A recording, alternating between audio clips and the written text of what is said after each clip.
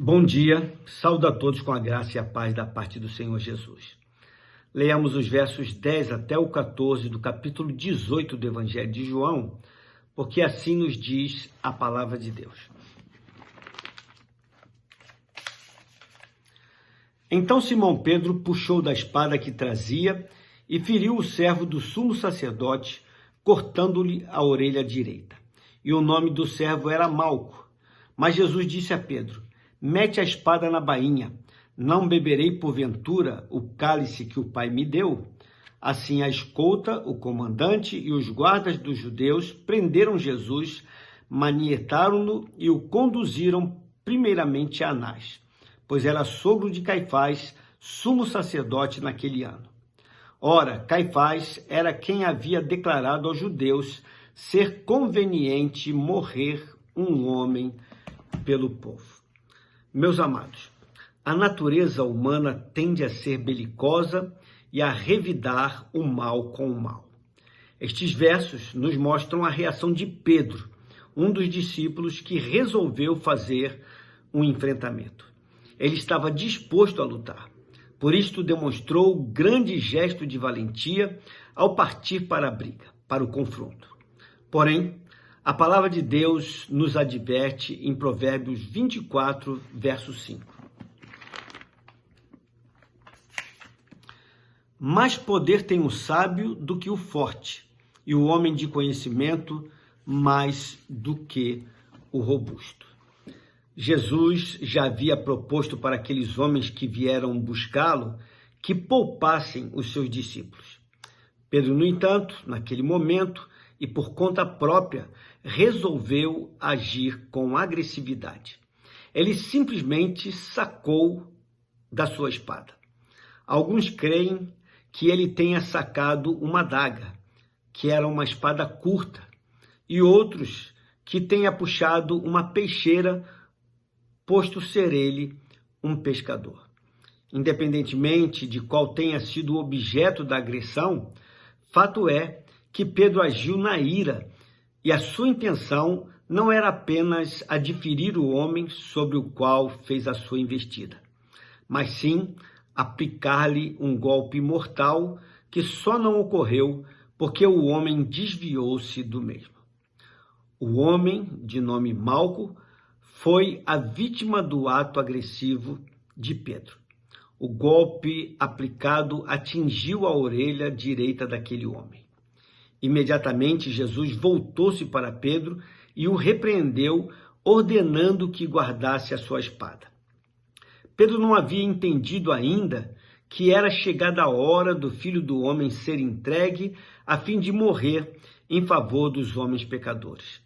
Jesus já havia orado ao Pai, pedindo-lhe que, se fosse possível, que passasse dele o cálice amargo que sabia ele estava prestes a beber.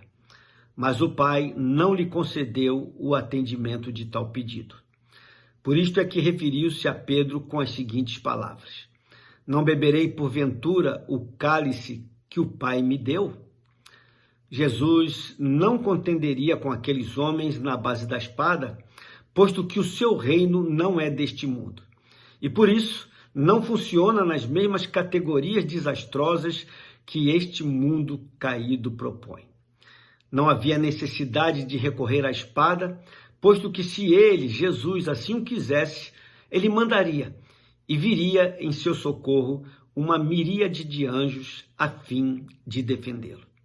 Que fique bem claro, ainda que os homens tivessem vindo até Jesus para levá-lo preso na base da força, Jesus entregou-se voluntariamente. Jesus valeu-se da atitude, ainda que indevida e inoportuna, de Pedro para operar um milagre extraordinário ali naquela ocasião. Milagre este que João, o evangelista, não relatou aqui no seu evangelho, mas que está relatado no evangelho de Lucas e que foi a cura do Malco. Jesus curou aquele homem simplesmente tocando com a sua mão na orelha ferida.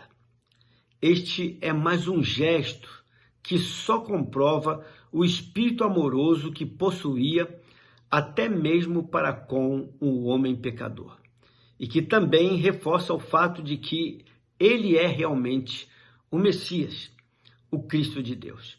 Após tal gesto amoroso, Jesus dirigiu-se a Judas e aquela escolta com as seguintes palavras registradas pelo evangelista Mateus, no capítulo 26, nos versos 55 e 56 do seu livro.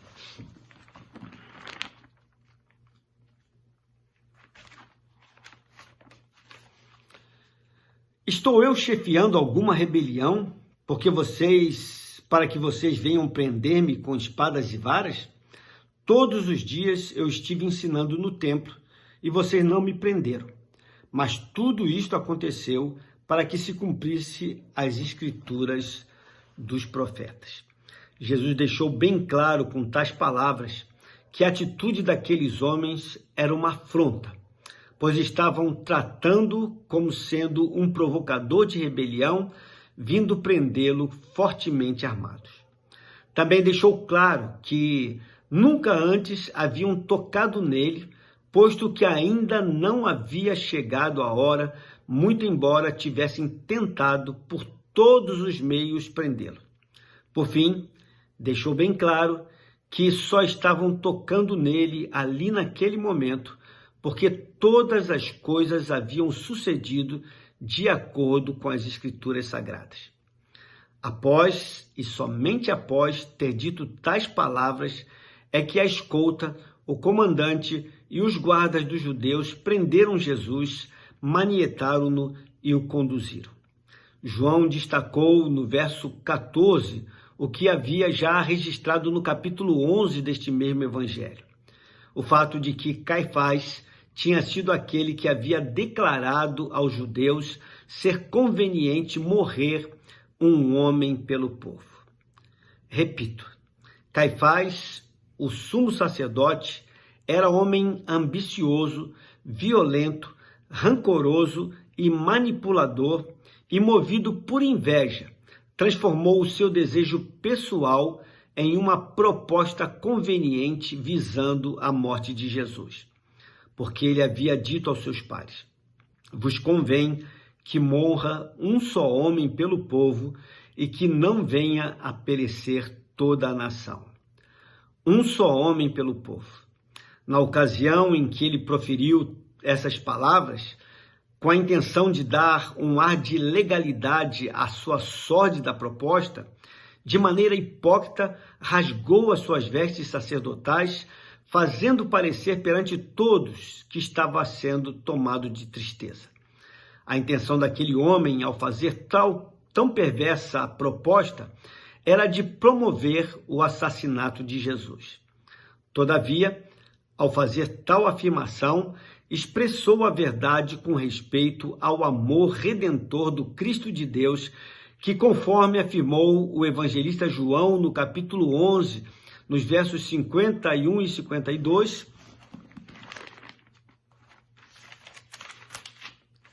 profetizou que Jesus estava para morrer pela nação, e não somente pela nação, mas também para reunir em um só corpo os filhos de Deus que andam dispersos. Jesus morreria assim, não em cumprimento ao desejo escuso de alguns homens, mas para levar a cabo o propósito de salvação que o Pai lhe deu a cumprir. Glórias a Deus por isso. Vamos orar? Pai amado, Deus bendito, obrigado porque no tempo da crise, quando aqueles homens, de forma ilegal, ilícita e abusiva até, vieram prender Jesus, o Senhor não revidou e ainda repreendeu Pedro por ter, de alguma forma, agredido um homem naquela ocasião. Ele mostrou grandeza,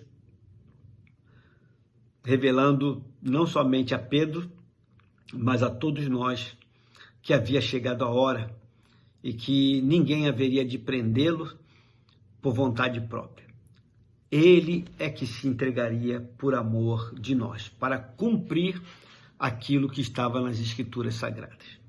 Por isso te louvamos, Senhor Deus, porque todas as verdades a respeito do plano salvador de Jesus se cumpriram de acordo com as Escrituras, nada ficou de fora, e isso, Senhor, só nos dá convicção, por fé, de que nós temos crido no Messias de Deus, no enviado do Senhor para resgatar o mundo pecador. Mantenha a nossa fé, Senhor Deus, revigora a nossa fé e que possamos proclamar aos outros essa verdade para a salvação de muitos. É a oração que fazemos a Ti, no nome dEle, no nome precioso de Jesus, ao qual damos honra, glória e louvor hoje para todos sempre. Amém. Meus queridos, tenham uma abençoada sexta-feira. Fiquem na paz do Senhor.